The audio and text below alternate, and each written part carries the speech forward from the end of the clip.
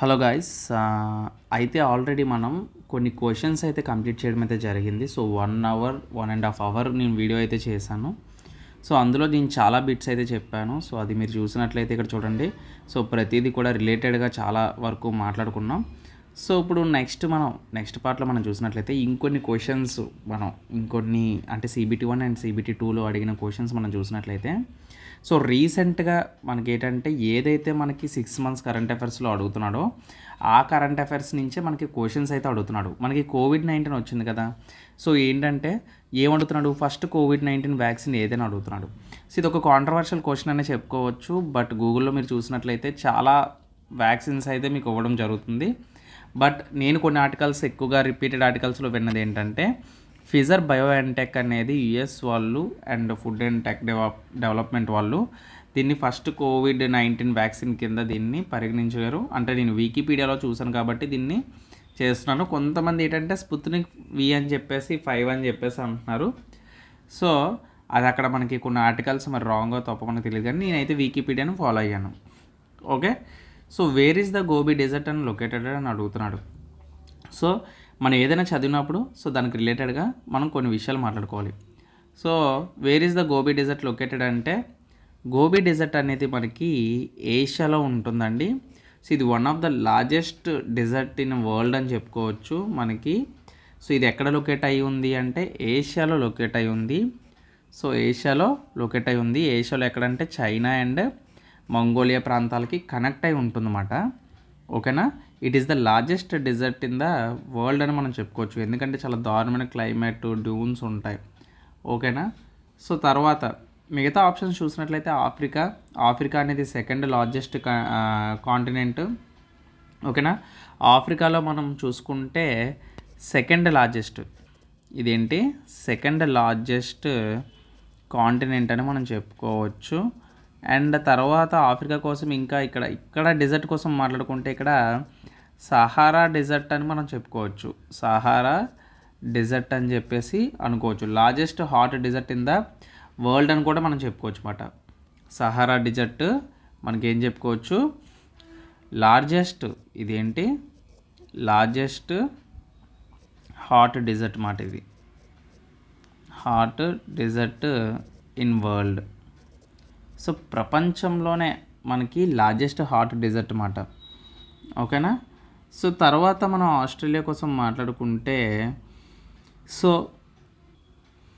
So ఇది one of the మనకి కాంటినెంట్గా మనం చెప్పుకుంటాము. తర్వాత ఆస్ట్రేలియా గురించి మాట్లాడుకుంటే మనకి ఎక్కువగా గుర్తు రావాల్సింది కంగారూస్ అనేవి మనకి వైల్డ్ లైఫ్లో ఆస్ట్రేలియాలో ఎక్కువగా కనబడుతూ ఉంటాయి. సో అలాగే ఇక్కడ మనం సౌత్ అమెరికా కోసం మాట్లాడుకుంటే ఇది వెస్ట్రన్ హెమిస్ఫియర్లో ఉంటుంది. అమెజాన్ రెయిన్ ఫారెస్ట్కి హోమ్ అని అంటారు దీన్ని. ఓకేనా. సో అలాగా కొన్ని ఇంపార్టెంట్ పాయింట్స్ మాట ఇవన్నీ కూడా. ఓకే. సో నెక్స్ట్ చూద్దాం. నెక్స్ట్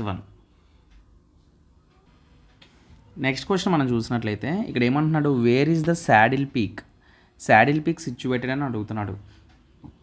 అంటే మనకి ఎగ్జామ్లో పీక్స్ అనేవి చాలా ఇంపార్టెంట్ అండి. సో పీక్స్ అనేవి మనకి ఏంటంటే ఎక్కడి నుంచైనా అడగచ్చు. కాబట్టి కొన్ని మోస్ట్ ఇంపార్టెంట్ పీక్స్ కోసం మనం మాట్లాడుకుందాం. అంటే ఇక్కడ శాడిల్ పీక్ సిచ్యువేటెడ్ అంటున్నాడు. ఇది ఎక్కడ ఉంది అంటే అండమాన్ అండ్ నికోబార్ ఐలాండ్స్లో ఇది మనకి ఉంది మాట. ఓకేనా. సో అలాగే పీక్స్ కోసం మనం మాట్లాడుకుంటే కొన్ని ఇంపార్టెంట్ పీక్స్ కోసం ఇక్కడ నేను చెప్తున్నాను. సో ఇంపార్టెంట్ పీక్స్ మాట. సో ఇవి మోస్ట్లీ మనకి ఎగ్జామ్లో రిపీట్ అయిన పీక్స్ మాట.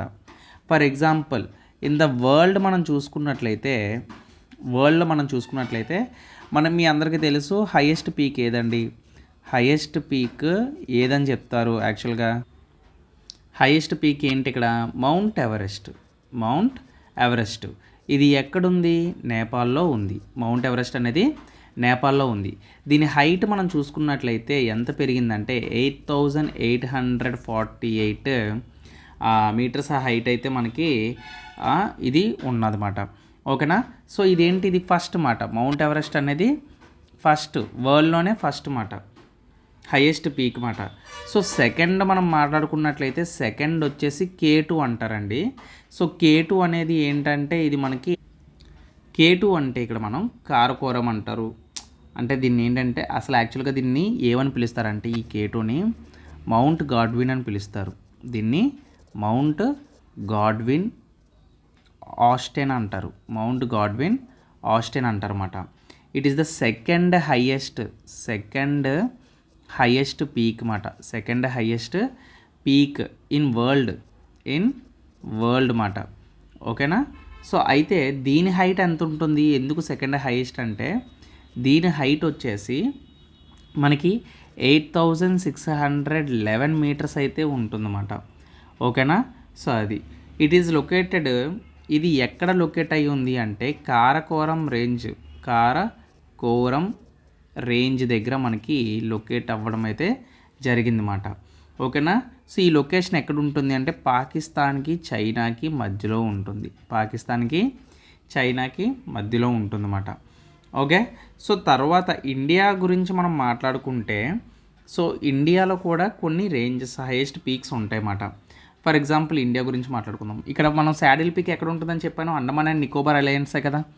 Andaman and Nicobar islands AC వైపు ఉంటాయి మనకి. అండమాన్ అండ్ నికోబార్ ఐలాండ్స్ ఇప్పుడు ఇండియా ఎలా ఉంది అంటే ఇక్కడ ఉంటాయి లైన్గా. ఓకేనా. ఇవి అండమాన్ అండ్ నికోబార్ ఐలాండ్స్, ఇది బే ఆఫ్ బెంగాల్ మాట, ఇది అరేబియన్ సీ. ఓకేనా. అరేబియన్ సీ వైపు ఉంటే ఐలాండ్స్ ఏంటి, లక్షద్వీప్స్ ఉంటాయి. ఓకే. సో అది మాట. So Andaman and Nicobar islands మనకి ఇది ఎంత అంటే 732 మీటర్స్ ఉంటుంది. ఓకేనా. సో తర్వాత ఇండియాలో గురించి మాట్లాడుకుంటే ఇండియాలో హైయెస్ట్ పీక్ వచ్చేసి ఇండియాలో హైయెస్ట్ పీక్ వచ్చేసి ఫస్ట్ వన్ ఏంటంటే మనకి కాంచన్జంగా. ఓకేనా. హైయెస్ట్ పీక్ యాక్చువల్గా కాంచన్జంగ్ అంటారు. ఓకేనా. కాంచన్జంగా. ఓకేనా. మీరు అందరూ కాంచన్జంగాని గుర్తుపెట్టేసుకోండి. ఓకేనా. సో ఇది ఇండియాలో హైయెస్ట్ పీక్ మాట. Highest peak in India first. ఓకేనా. ఫస్ట్ గుర్తుపెట్టుకోండి, ఇన్ ఇండియా. ఇది ఒకటే కాదండోయ్, యాక్చువల్గా కాంచన్జంగ్ని థర్డ్ హైయెస్ట్ పీక్ అని కూడా అంటారు. It is the third highest peak in world మాట. అంటే ప్రపంచంలోనే 3వ స్థానంలో ఉంది, third highest peak in the world and highest peak in India also. ఓకేనా. అంటే ఇది హిమాలయస్లో ఒక పార్ట్ మాట. ఓకేనా. ఇది మనకి ఎక్కడ ఉంటుంది అంటే మనకి సిక్కిము నేపాల్కి బోర్డర్లో ఉంటుంది. నేపాల్ అంటే సిక్కింలో ఉంటుంది, కొంచెం నేపాల్ బోర్డర్ కూడా టచ్ అయి ఉంటుంది అన్నమాట. ఓకే. సో దీని హైట్ వచ్చేసి మనకి ఎంత ఉంటుంది అంటే హైట్ 8586 మీటర్స్ అయితే ఉన్నదన్నమాట. 8586 మీటర్స్ అయితే మనకి కాంచన్జంగా హైట్ అయితే ఉంది. సో ఖచ్చితంగా హైట్ని కూడా గుర్తుపెట్టుకోవాలి.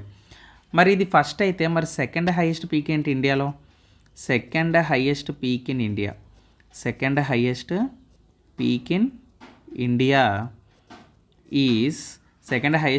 India is Nanda Devi.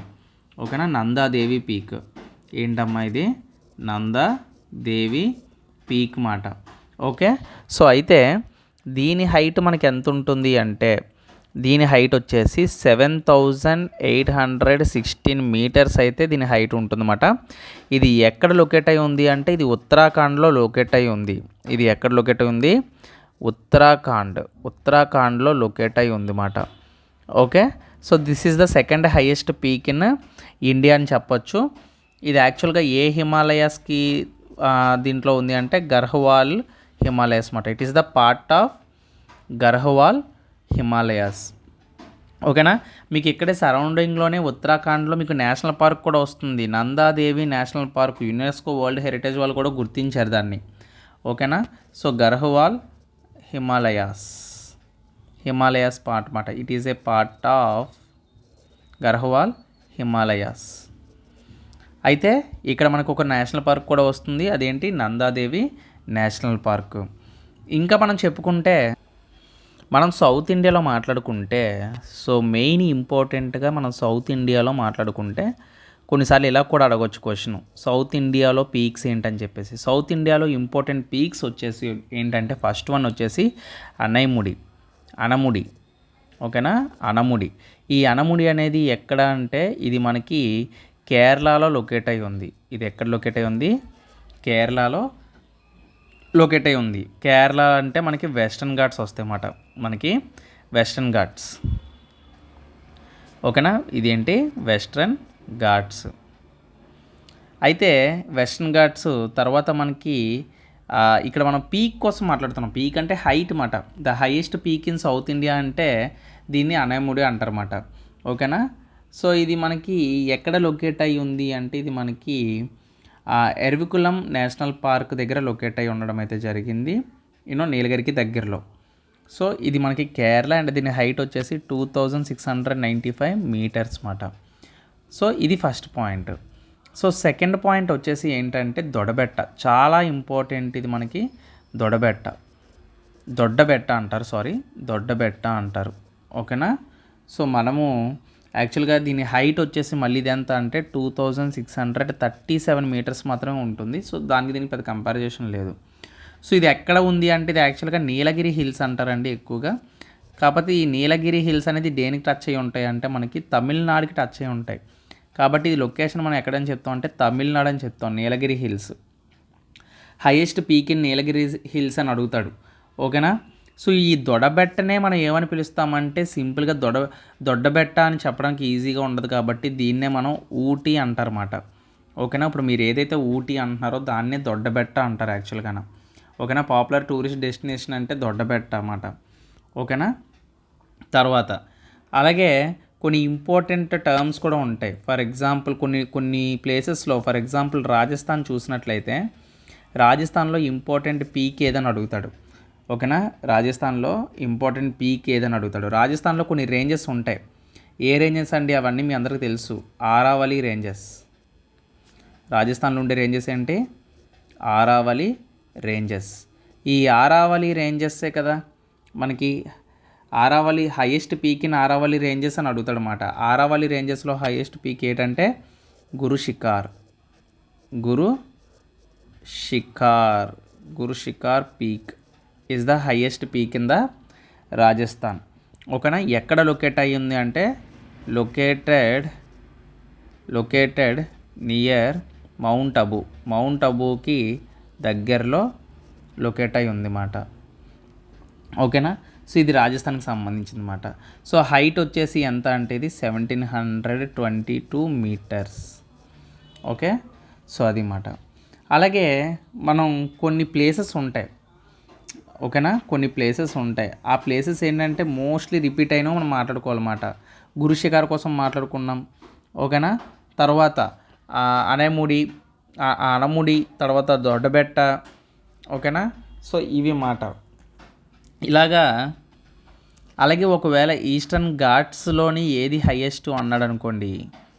ఒకవేళ ఈస్టర్న్ ఘాట్స్లో హైయెస్ట్ పీక్స్ అన్నాడు అనుకోండి. హైయెస్ట్ పీక్ అన్నాడు అనుకోండి.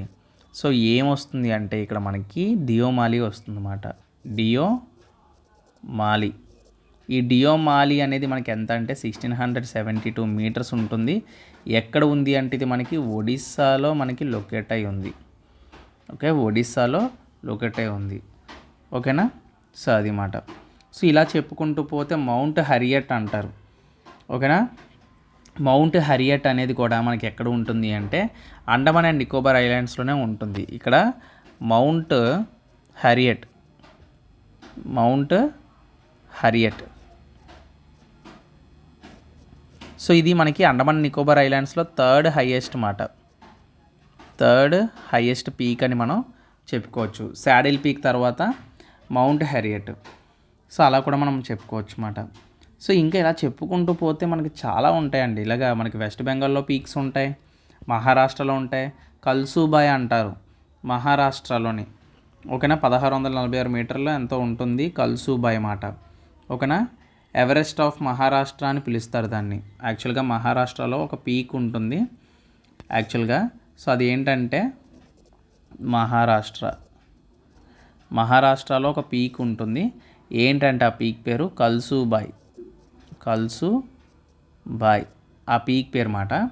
సో దీని యొక్క హైట్ వచ్చేసి 1646 మీటర్స్ ఉంటుంది. ఎక్కడ అంటే it is the highest peak in Maharashtra. దీన్నే మనం ఏమని పిలుస్తామంటే యాక్చువల్గాన దీన్ని ఎవరెస్ట్ ఆఫ్ మహారాష్ట్ర అని పిలుస్తాం. ఎవరెస్ట్ ఆఫ్ మహారాష్ట్ర అని పిలుస్తాం. మహారాష్ట్ర. సో ఓకేనా, ఎవరెస్ట్ ఆఫ్ మహారాష్ట్ర అని దేని పిలుస్తారు అంటే కల్సుబాయ్ అని గుర్తుపెట్టుకోండి.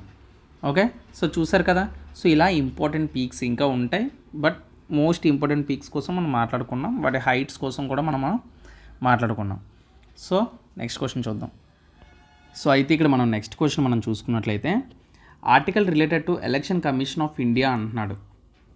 అంటే ఒక ఆర్టికల్ ఉందంట, article related to election commission of India. అంటే ఇక్కడ ఆప్షన్స్ ఎందుకు లేదంటే కంప్లీట్గా మనం ఎలాగో కంప్లీట్ ఇన్ఫర్మేషన్ మనం చూస్తున్నాం, ఎలక్షన్ కమిషన్ ఆఫ్ ఇండియాకి సంబంధించిన కంప్లీట్ ఇన్ఫర్మేషన్ అనేది మనం ఇక్కడ చూస్తాం అన్నమాట.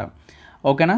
సో అయితే ఇక్కడ మనం చూసినప్పుడు అయితే ఎలక్షన్ కమిషన్ ఆఫ్ ఇండియా అనేది ఫస్ట్ ఆఫ్ ఆల్ దీని గురించి మనం మాట్లాడుకుంటే ఇది ఒక అటానమస్ బాడీ మాట. ఇది ఒక అటానమస్ బాడీ అని మనం చెప్పుకోవచ్చు. ఏంటి సార్ అటానమస్ బాడీ అంటే? అటానమస్ బాడీ అంటే ఎవరు కూడా దీనిపైన అధికారం చూపరు. ఓకే, ఇది ఒక అటానమస్ కాన్స్టిట్యూషనల్ అథారిటీ అని చెప్పుకోవచ్చు. అటానమస్ అథారిటీ అని చెప్పుకోవచ్చు. వీళ్ళు ఏంటంటే వీళ్ళు ఎలక్షన్స్ని కండక్ట్ చేస్తారన్నమాట. మనకి మన భారతదేశంలోని పార్లమెంటరీ ఎలక్షన్స్ అవనివ్వండి, స్టేట్ లెజిస్లేచర్ అవనివ్వండి, ఏదైనా సరే president, vice president of India, ఏదైనా సరే ఎలక్షన్స్ ఫ్రీ అండ్ ఫెయిర్గా, ఓకేనా, ఎటువంటి ఇబ్బంది లేకుండా వీళ్ళు ఎలక్షన్స్ని కండక్ట్ చేస్తారన్నమాట. ఓకేనా. అసలు ఎలక్షన్ కమిషన్ ఆఫ్ ఇండియా కోసం మనం మాట్లాడుకుంటే సో ఇది మొట్టమొదటిసారిగా ఎలక్షన్ కమిషన్ అనేది ఎస్టాబ్లిష్ ఎప్పుడు జరిగింది అంటే ఇట్ వాజ్ ఎస్టాబ్లిష్డ్. ఇది ఎప్పుడు ఎస్టాబ్లిష్ అయ్యిందంటే January 25 మనకి ఇది ఎస్టాబ్లిష్డ్ అవ్వడం అయితే జరిగింది. ఎప్పుడు? 1915. ఓకేనా. సో అండర్ ఏ ఆర్టికల్లోకి వస్తుంది అంటే ఇది ఎస్టాబ్లిష్ చేసినప్పుడు అండర్ ఆర్టికల్ 324 వస్తుందన్నమాట. ఆర్టికల్ 324 వస్తుంది. సో ఇక్కడితో మన ఆన్సర్ కంప్లీట్ అవుతుంది. So article related to election commission of India ఏదని అడిగాడు, ఆర్టికల్ 324 ఆఫ్ ఇండియన్ కాన్స్టిట్యూషన్ అనేది మనకు వస్తుందన్నమాట. సో అందుకే మీరు ఇక్కడ ఎప్పుడైనా గుర్తుపెట్టుకోండి, January 25ని మన వాళ్ళు ఏమని పిలుస్తారు అంటే నేషనల్ ఓటర్ డేస్ అని అంటారు. January 26 రిపబ్లిక్ డే, మీరు సింపుల్గా January 25న ఓటు వేశారు, మరుసటి రోజు రిపబ్లిక్ డే చేశారని గుర్తుపెట్టుకోండి. ఓకేనా. నేషనల్ ఓటర్స్ డే అన్నమాట. National voters day. ఓకేనా. నా హ్యాండ్ రైటింగ్ మీకు అర్థమవుతుంది అనుకుంటున్నాను. So national voters day. Okay. So అందుకనే ఆ రోజున మనం January 25న ఎస్టాబ్లిష్ అయింది కాబట్టి నేషనల్ ఓటర్స్ డే అనేది January 25న సెలబ్రేట్ చేస్తారన్నమాట. ఓకేనా. సో అయితే చీఫ్ ఎలక్షన్ కమిషనర్ అయితే ఇందులో ఎవరెవరు ఉంటారంటే యాక్చువల్గా మనకి ఫస్ట్ ఆఫ్ ఆల్ హెడ్ ఉంటారు. ఒక హెడ్ ఉంటాడు, అతనే సిఈసి అంటారన్నమాట. సిఈసి అంటే చీఫ్ ఎలక్షన్ కమిషనర్. అయితే మనకి ఇక్కడ చీఫ్ ఎలక్షన్ కమిషనర్ అంటారు. సిఈసి అంటే ఏంటి? Chief election commissioner. అయితే మనకి లేటర్ మనకి ఏంటంటే ఎలక్షన్ కమిషన్ అమెండ్మెంట్ యాక్ట్ అని చెప్పేసి మనకు ఒకటి తీసుకొచ్చారన్నమాట. ఏంటంటే ఒకలే అయిపోయారు కదా. సో ఈ చీఫ్ ఎలక్షన్ కమిషనర్తో పాటు మనకి ఏం చేశారంటే ఎలక్షన్ కమిషన్ అమెండ్మెంట్ యాక్ట్ అనేది తీసుకొచ్చారన్నమాట. ఎప్పుడు అంటే 1989 తీసుకొచ్చి దీంట్లో ఏంటంటే ఇంకొక 2 మెంబర్స్ని యాడ్ చేశారన్నమాట. ఇంకొక 2 మెంబర్స్ని అయితే యాడ్ చేయడం అయితే జరిగిందన్నమాట. 2 మెంబర్స్ని యాడ్ చేయడం అయితే జరిగిందన్నమాట. ఈ 2 ఎలక్షన్ కమిషనర్ కూడా మనకి ఏంటంటే మల్టీ మెంబర్ బాడీ అయిపోయింది. సో 2 మెంబర్స్ని యాడ్ చేయడం వల్ల సో మల్టీ మెంబర్స్ ఉంటారన్నమాట ఇందులో. ఓకేనా. మల్టీ మెంబర్ బాడీ అయితే అయ్యిందన్నమాట ఇక్కడ మనకి. ఇది గుర్తుపెట్టుకోవాలి మనం. ఓకేనా. సో అయితే మీరు చాలా ఇంపార్టెంట్. ఇప్పుడు ఫర్ ఎగ్జాంపుల్ నిన్న చూసుకున్నట్లయితే మనకి చూడండి, who is the Gyanesh Kumar, the new chief election commissioner.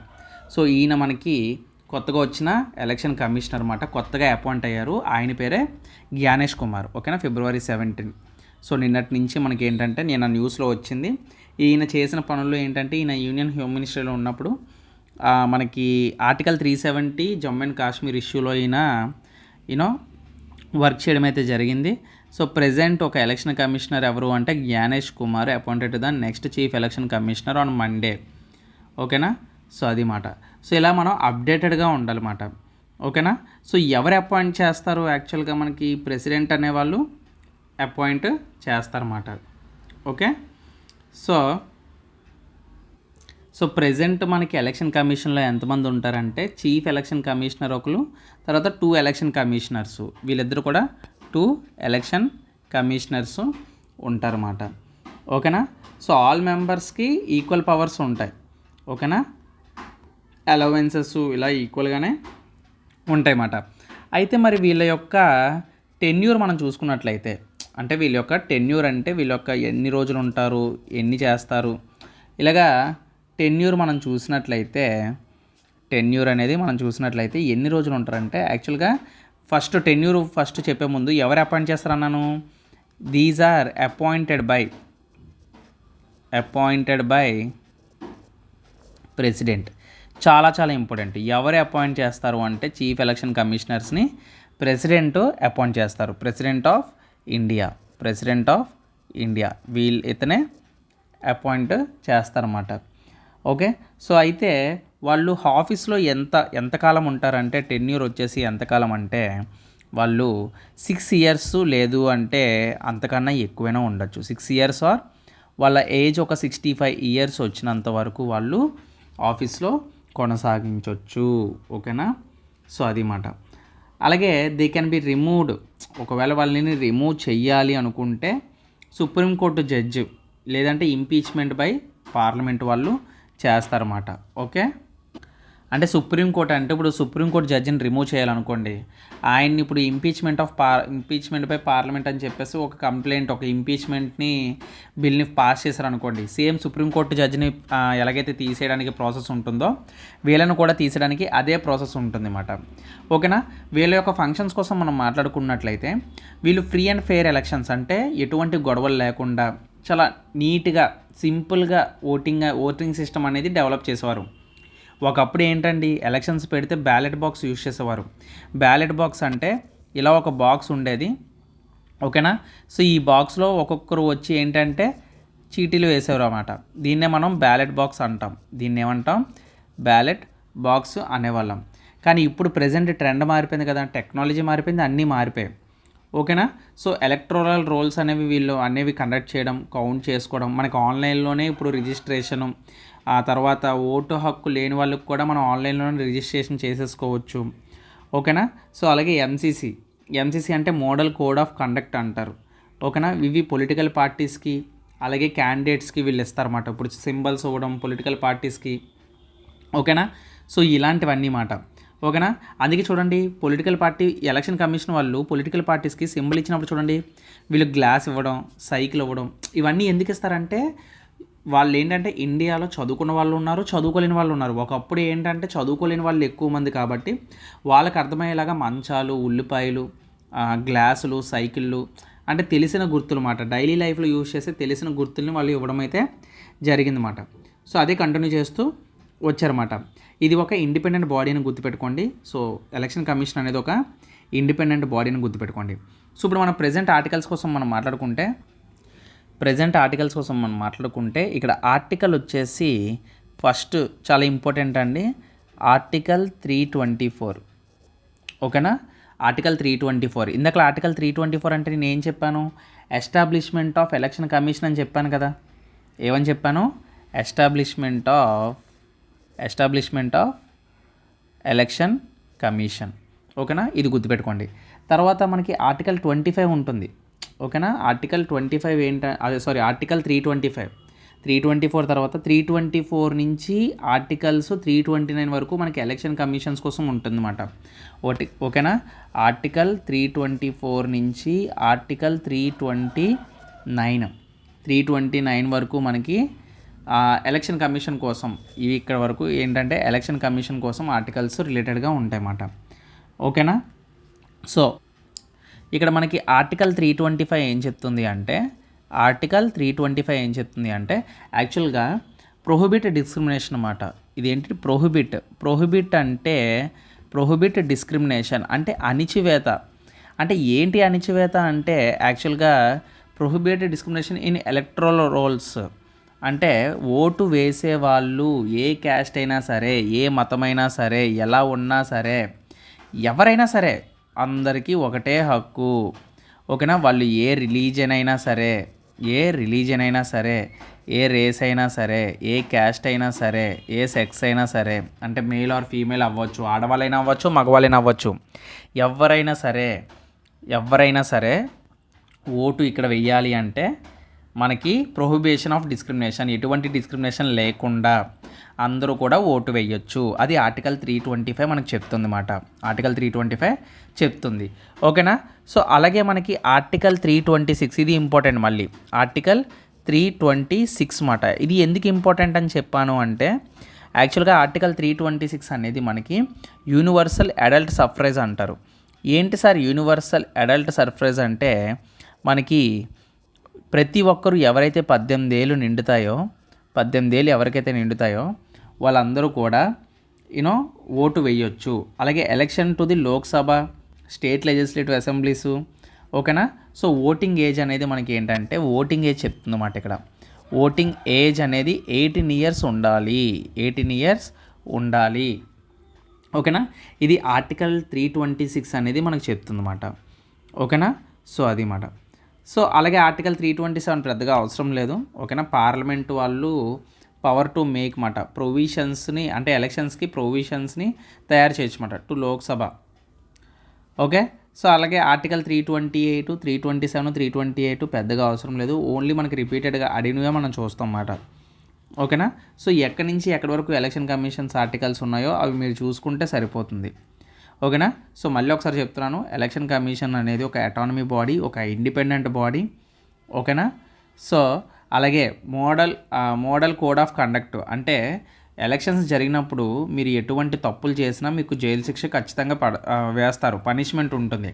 దాన్ని మోడల్ కోడ్ ఆఫ్ కండక్ట్ అంటారు. ఓకేనా. ఒక గైడ్లైన్స్ ఇస్తారు వాళ్ళు. ఆ గైడ్లైన్స్ని మనం ఖచ్చితంగా క్యాంపెయినింగ్ చేస్తున్నప్పుడు, పోలింగ్ చేస్తున్నప్పుడు ఖచ్చితంగా ఫాలో అవ్వాలి. ఫాలో అవ్వకపోతే మనం చూడండి, ఒక ఎమ్మెల్యే ఈవీఎం బాక్స్ని పగలగొట్టాడు. ఏం చేశారు, అతని మీద డైరెక్ట్గా యాక్షన్ తీసుకున్నారు విత్ వీడియో ప్రూఫ్. డైరెక్ట్గా యాక్షన్ తీసుకొని ఆయన ఎంత ఎమ్మెల్యే అవనండి, ఎంత వెనకాల పలుకుబడి ఉండండి. సో ఎలక్షన్ కమిషన్ వాళ్ళు ఎవరు సపోర్ట్ తీసుకోరు, వాళ్ళ దగ్గర ఎవరి మాట దొబ్బరు. ఇంకా ఈవెన్ సీఎం కూడా వాళ్ళని అడిగే రైట్స్ ఉండవన్నమాట. ఓకేనా.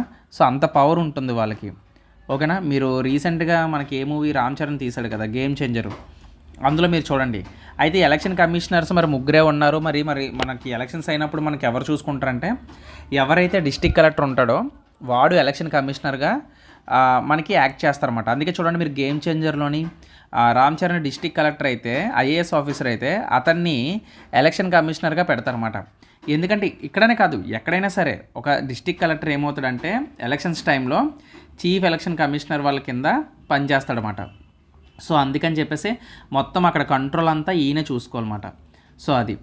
అలాగే మనకి చీఫ్ ఎలక్షన్ కమిషన్లో మనం చూసుకున్నట్లయితే వీళ్ళు ఈవీఎం ప్రొవైడ్ చేశారు.